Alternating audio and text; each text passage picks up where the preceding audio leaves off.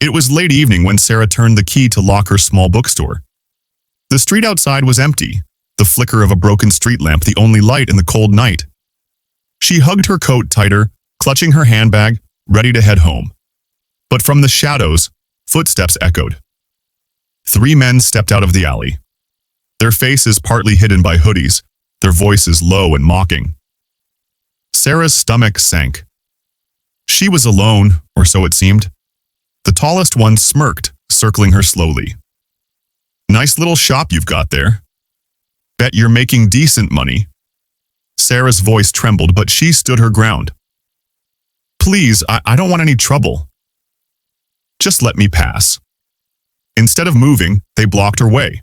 One of them grabbed at her bag. Another flicked open a knife, the sharp metal gleaming under the streetlight.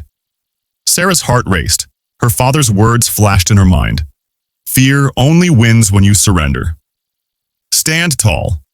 Her hands shook, but she refused to let tears fall. She looked them straight in the eyes. "If you hurt me, you'll regret it." The men laughed. "Regret? You're cornered, lady." One stepped closer, knife raised. Sarah's breath caught in her throat.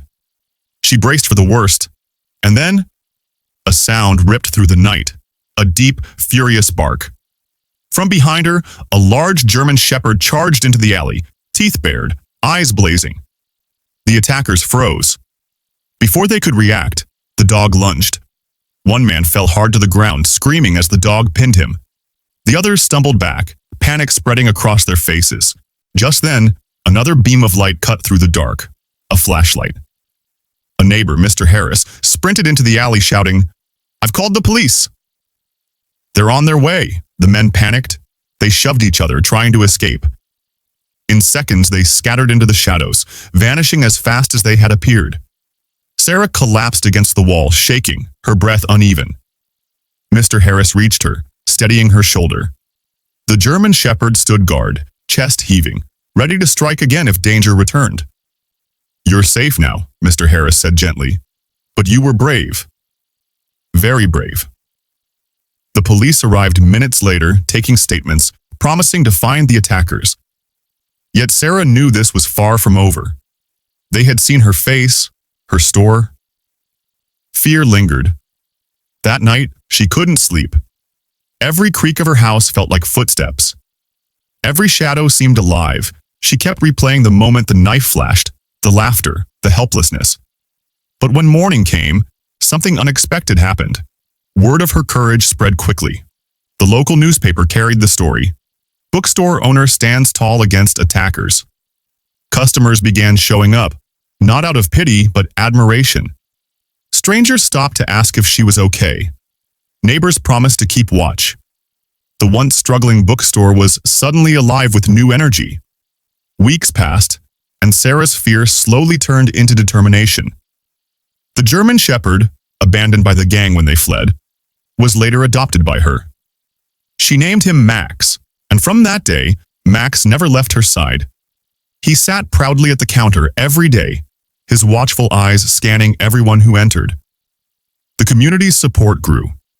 Volunteers helped repair the shop's broken windows. Local artists began hosting small events inside her bookstore.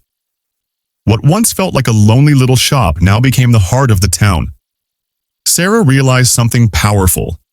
She had not just survived a night of terror, she had sparked unity. Months later, Sarah was invited to speak at a community event. She stood before a small crowd, nervous but determined, Max resting faithfully by her side. Her voice was steady as she said, "That night, I thought I was weak. I thought fear had already won, but courage is not the absence of fear. It's choosing to stand up despite it. And when we stand together, darkness never wins." The crowd erupted in applause. People who once walked past her shop without noticing now saw her as a symbol of resilience.